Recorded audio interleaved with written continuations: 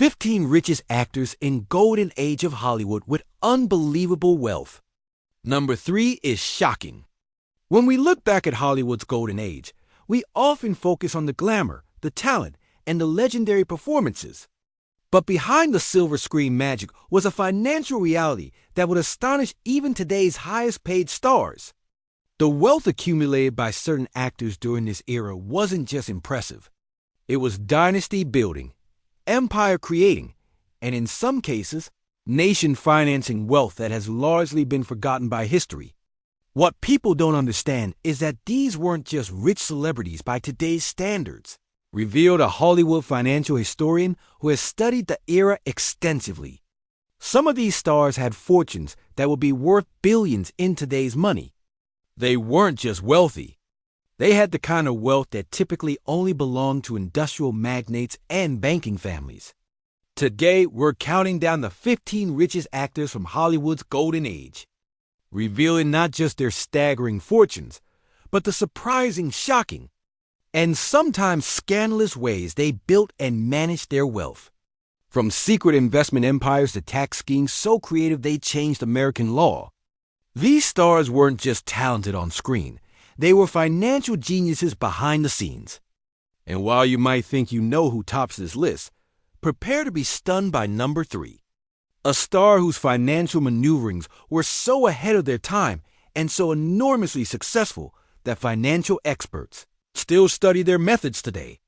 Yet this name rarely appears on any wealth rankings because of how thoroughly they concealed their true net worth from both the public and the government. But first, let's establish exactly what kind of wealth we're talking about and why these fortunes were so much more significant than the multi-million-dollar paychecks collected by today's stars. Added to ask you who is the greatest dancer. So I won't. Who is the biggest clutch though of those? Applause. Number 15, Fred Astaire. $10 million equivalent to $210 million today. When most people think of Fred Astaire, they picture the elegant dancer gliding across the screen with Ginger Rogers. What they don't realize is that behind that seemingly effortless grace was one of Hollywood's shrewdest business minds.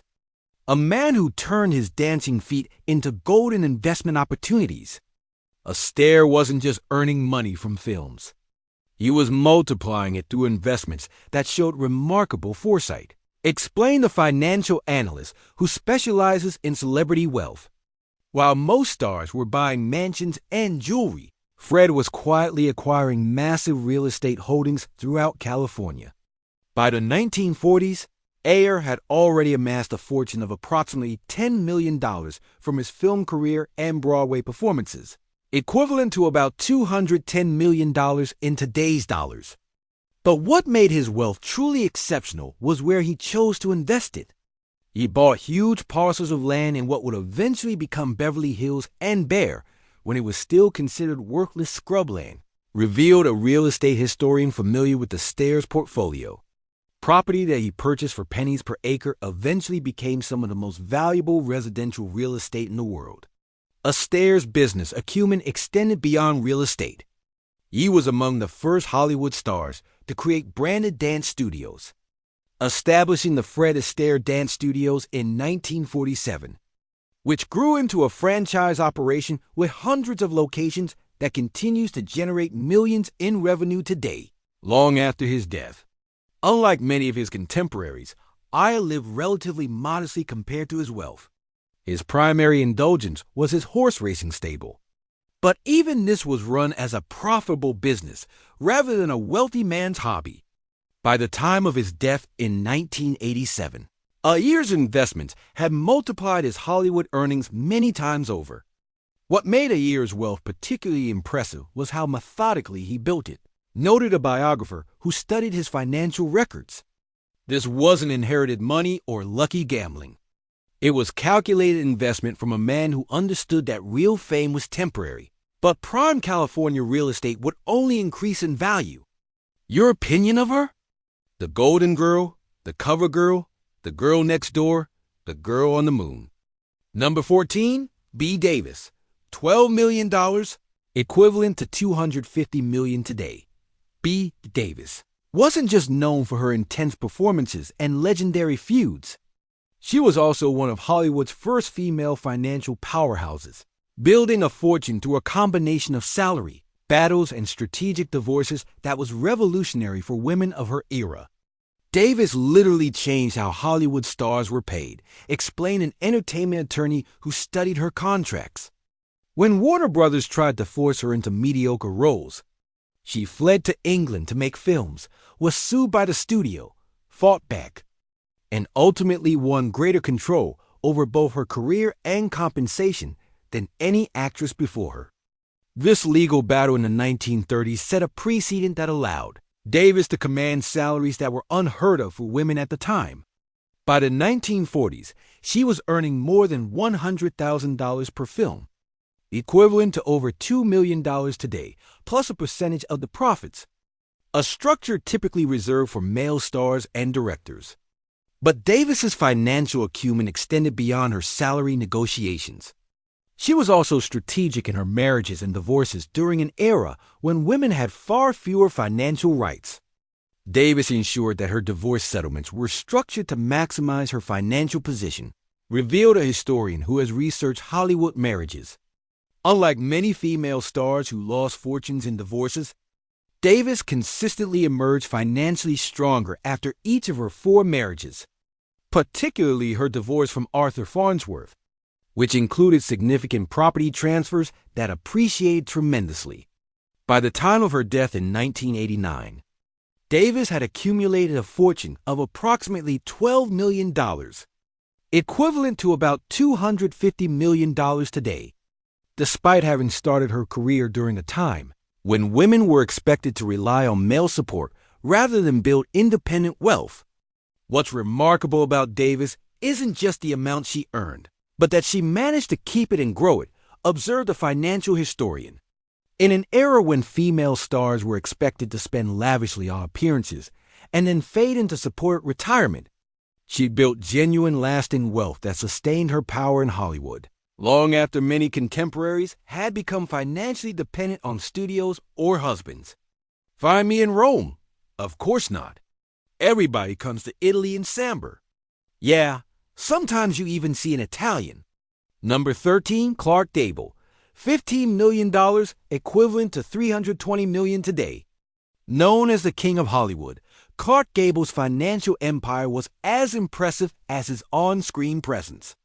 What distinguished Gable's wealth, however, was not just its size, but its strategic diversification across industries that had nothing to do with entertainment. Gable approached wealth building like a general planning a campaign, explained the financial historian who studied the star's investments.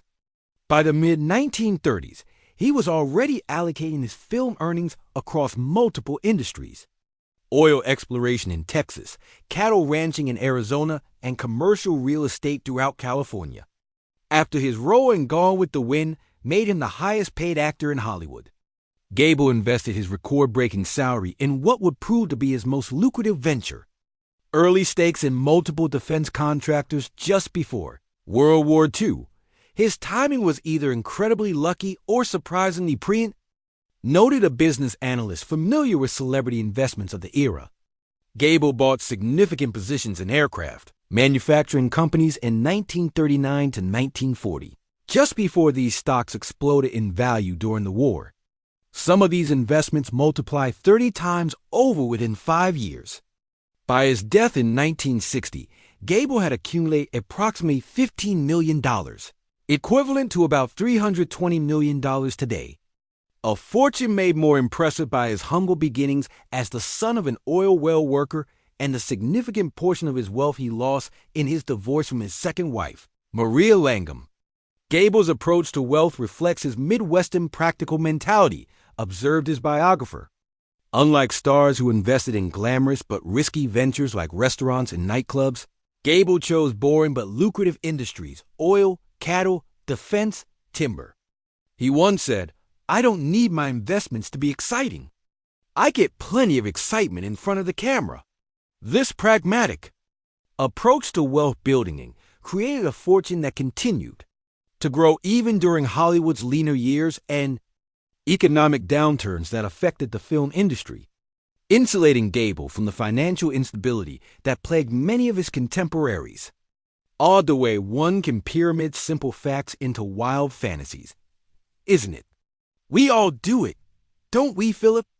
Yes, particularly after number 12, James Stewart. $18 million, equivalent to $380 million today. Jimmy Stewart's on-screen persona as the everyday American everyman couldn't have been further from his off-screen reality as one of Hollywood's most financially sophisticated investors with particular expertise in aviation and high-risk insurance, markets that built a fortune far beyond his acting earnings. Stewart wasn't just a pilot in real life. He was a major aviation investor who recognized growth opportunities in commercial flight long before Wall Street caught on, explained an aerospace industry historian. His military background gave him insights into which aircraft technologies had civilian applications, and he invested accordingly. Following his service as a bomber pilot in World War II, Stewart used his understanding of aircraft to make early investments in